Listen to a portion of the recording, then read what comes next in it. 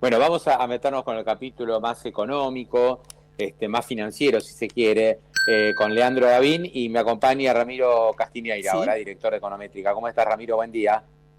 Hola Pablo, ¿qué tal? Buenos días. ¿Cómo va? ¿Cómo va? Muy bien. Bueno, ¿cómo Di- estás viendo la fase 2 del plan, con caída del dólar, con una inflación que va para abajo, emisión cero, pero bueno, las reservas que siguen cayendo, ¿no?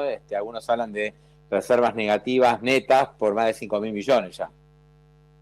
A ver, recordemos que lo que fue la fase uno, el déficit cero, se logró en el primer semestre del año, ¿no?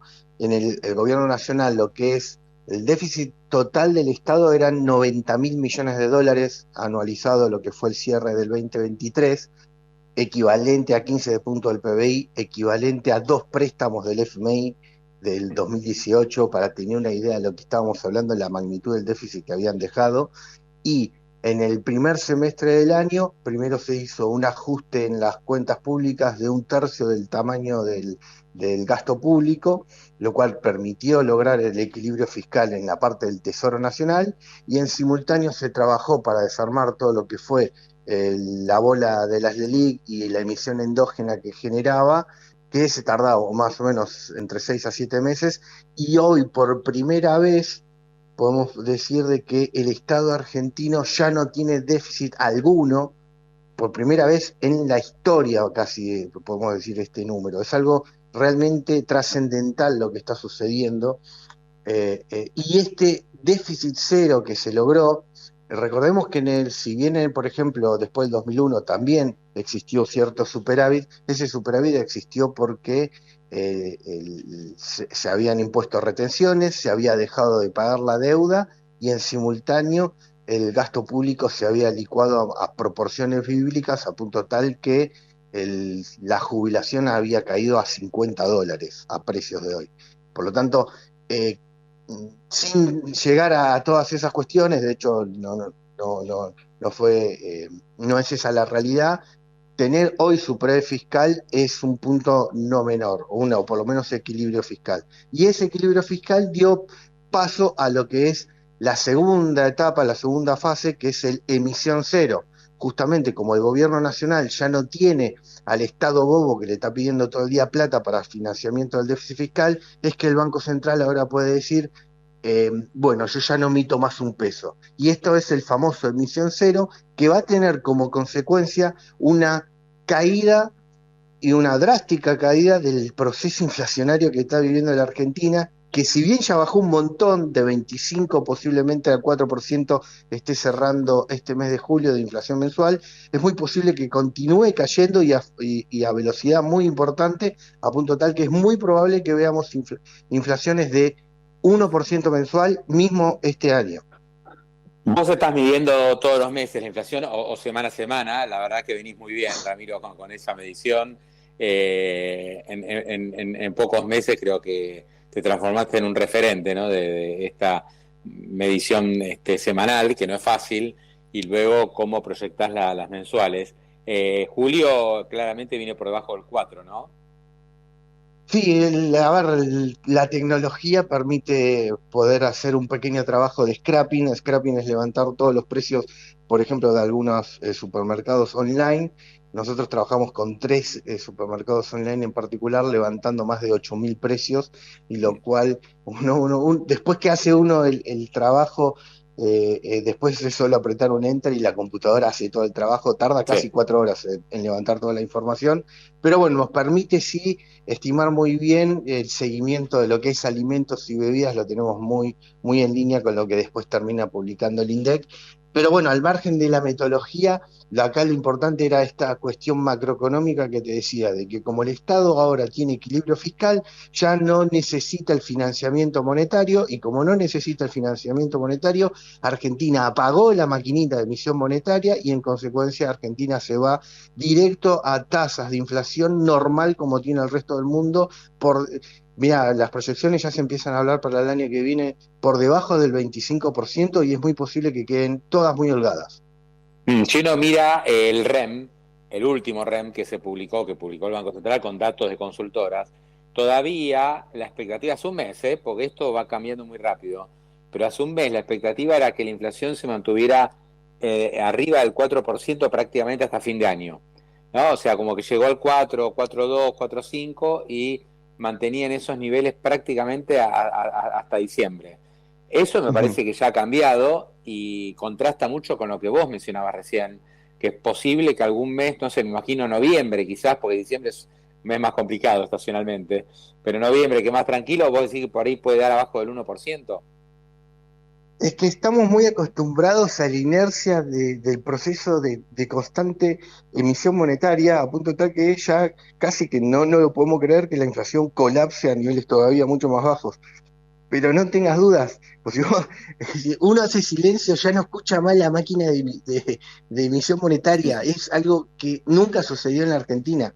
En consecuencia, no tengas dudas que el proceso inflacionario va a colapsar en Argentina y vamos a ir a tasas de inflación similares a la del resto del mundo.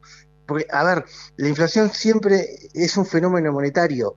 En consecuencia, si se deja de emitir, lo único que hay que para controlar los precios, lo único que hay que hacer es controlar la cantidad de dinero. Si la cantidad de dinero quedó fija, no tengas duda que ahora se va a estabilizar el proceso inflacionario, va a colapsar el proceso inflacionario e incluso vas a tener cierta... eh, eh, el peso, no tengas duda que va a dejar de perder valor y en consecuencia hasta se puede apreciar un poco. Sí, después tenés algunos salames, porque la verdad que no hay otra palabra, que cuando aumentan las tarifas, te dicen, viste, que no es un fenómeno monetario nada más, que hubo inflación porque aumentaron las tarifas y no porque se emitió, pero bueno, eso entra en la categoría de salame directamente, ¿no? Por Sí, suerte sí. ya podemos decir, porque la verdad que fueron el mainstream de las últimas 2 décadas. Hoy ya le podemos decir que es un salame que la verdad que no entiende nada, por producto de que llevaron la inflación al 300% y casi dejaron una hiperlanzada.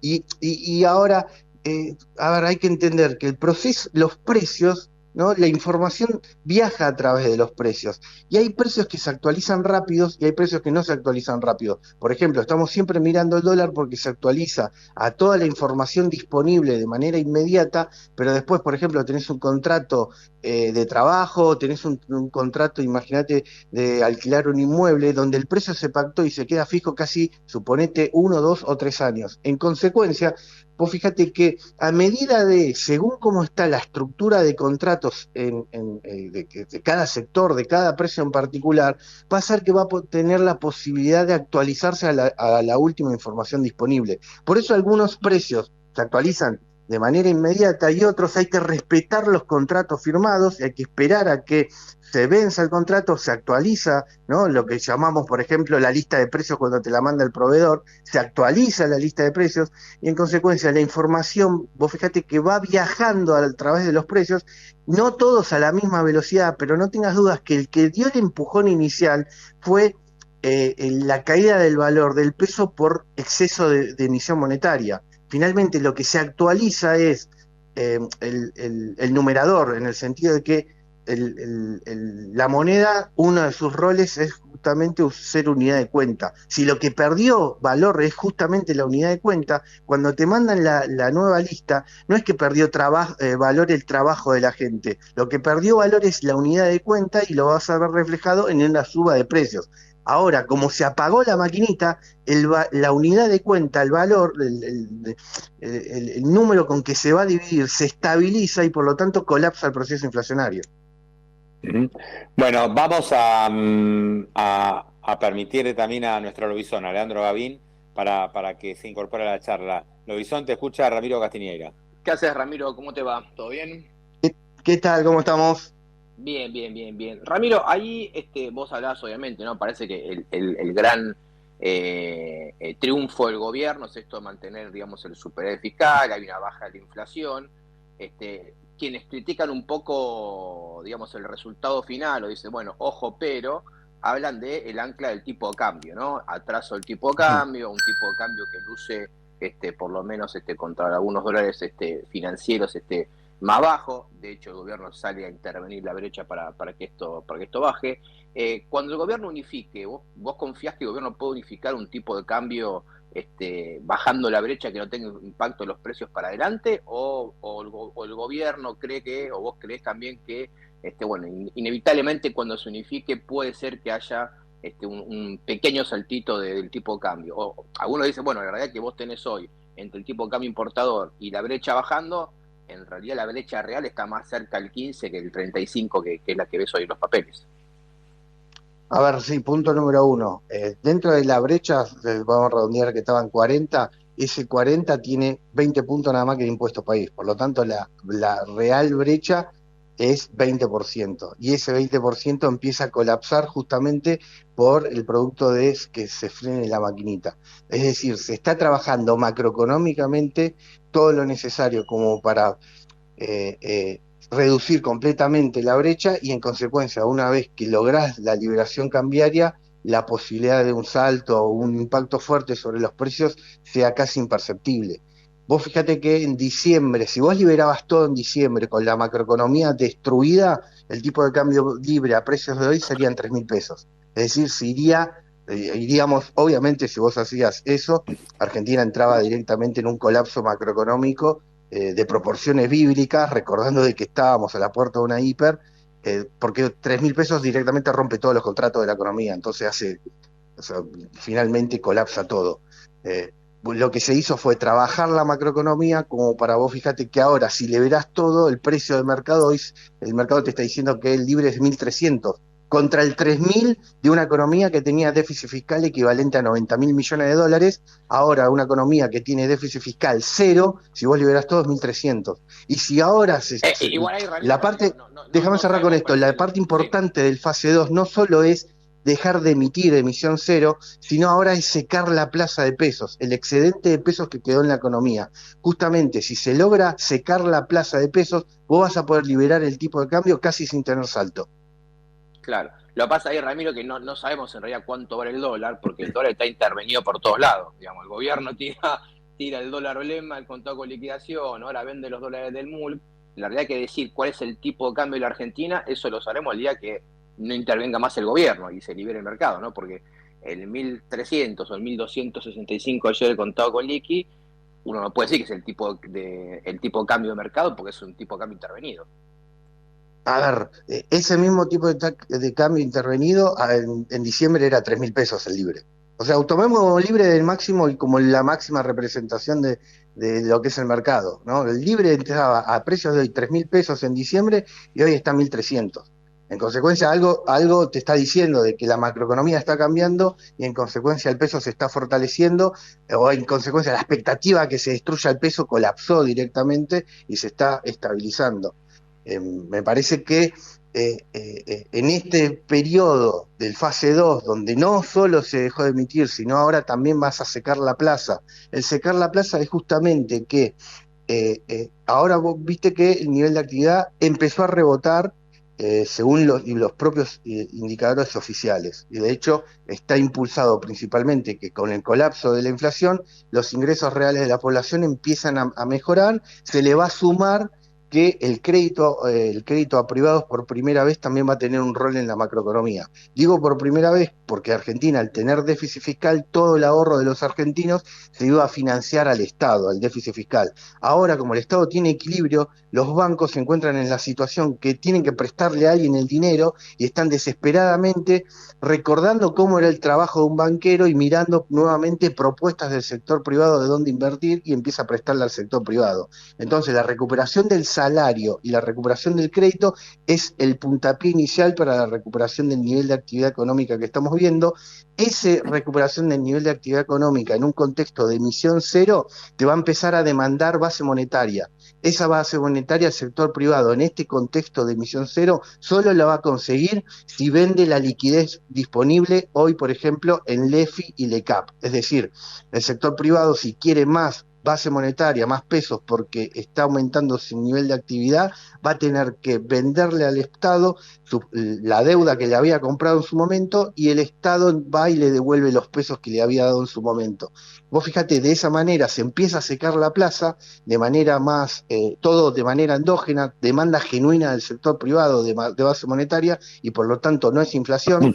Y por lo tanto, y cierro con esto, que la emisión cero, el periodo, lo más importante de la emisión cero no solo es no emitir gracias a que se logró el equilibrio fiscal, sino que en este periodo de recuperación económica se va a ir achicando la liquidez de la economía, hoy encapsuladas en las LEFIs y en las LECAP, y después, cuando vos ya tengas la liquidez en niveles normales, vas a liberar el mercado cambiario sin tener un salto. Claro, por ejemplo, si vos mirás, Ramiro, julio, que está concluyendo, el crédito al sector privado aumentó fuertemente, cerca del 20%, cifra que no se veía hace años realmente, pero los depósitos aumentaron menos. Quiere decir que los bancos están quedándose con un poquitito de a poco, ¿no? De a poco, menos de liquidez. En algún No, momento, no, si esto continúa, los bancos van a tener que cancelar las LEFI y van a tener que usar esa plata para prestarle al sector privado, lo cual es buenísimo. exactamente, vos lo que estás marcando es correcto. Es decir, en este momento, no solo o sea, el sector privado empieza a demandar pesos y los bancos para poder prestar le dicen, a ver, si le presto al Banco Central, ¿cuánto me da con las LEFI? 3%. Bueno, ¿y cuánto me da el 3% mensual? ¿Y cuánto me da la fábrica de acá a la vuelta? Mira, le podemos prestar al 5%. Listo, desarmar LEFI y prestarle a la fábrica de la esquina. Entonces, como vas a dar cuenta, el sistema financiero va a empezar solo a desarmar las LEFI y las LECAP para poder tener base monetaria, para poder dar crédito, y en simultáneo las propias nivel de actividad y la mejora del salario también va a hacer de que todo el mundo apriete el enter para desarmar el Fondo Común de Inversión del Money Market de corto plazo y demanden base monetaria porque tienen mayor nivel de actividad y en consecuencia necesitan más pesos. Entonces, acá lo que vamos a ver es después del espanto que les generó a los argentinos tener pesos, producto de un déficit fiscal que llevó la emisión y la inflación al 300%, ahora vamos a tener una recuperación de la demanda de pesos que va a permitir secar la plaza y en consecuencia estar a las puertas de la liberación del mercado de cambios. Pregunta, Ramiro, ¿la caída de las reservas te inquieta? ¿No sería inconveniente? ¿Cómo lo ves? A ver, siempre es mejor una economía con reservas que una economía sin reservas. Vamos a un punto bien concreto. Por ejemplo, Brasil con 300.000 millones de dólares en las reservas del Banco Central, cuando vos le dicen, che, ¿cómo puede pagar la deuda externa? Bueno, olvídate, preocupate que tiene un stock de reservas impresionante que hace que nadie se asuste con su capacidad de pago. Lamentablemente, después de décadas de populismo, a la Argentina reventaron el Banco Central hasta llevar las reservas a niveles negativos directamente. Muy pocos países tienen tan pocas reservas como Argentina, que directamente hasta debe plata en dólares. Así que pero bueno, desde ahí se parte. Lamentablemente, la historia del peronismo siempre fue la misma. Siempre que pasa el peronismo, el Banco Central termina quebrado y son reservas. No es una opinión, es un dato lo que estoy diciendo.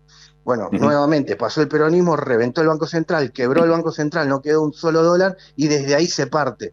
No obstante, en los primeros 7 meses de gestión se lograron comprar 17.000 millones de dólares para empezar a fondear el Banco Central.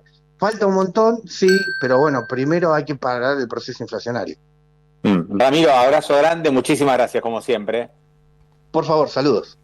Hasta luego. Bueno, ahí estaba Ramiro Castiñeira de Econométrica.